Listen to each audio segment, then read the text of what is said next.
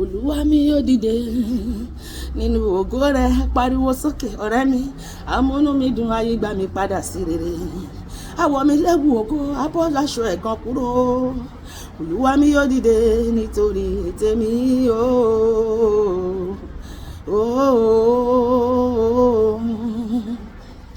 Ọlọ́run mi, mo bẹ̀bẹ̀ jẹ́ kí ọjọ́ ayọ̀ mi kó dé. Mo ti ń bẹ̀wò yọ̀yọ̀yọ̀ Ọlọ́run ayọ̀ mi.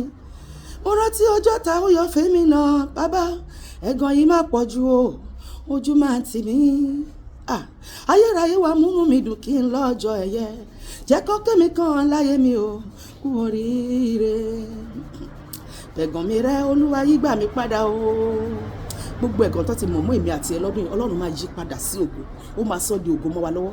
Ẹ̀gàn mi rẹ́, Olúwa yí gbà mí padà o.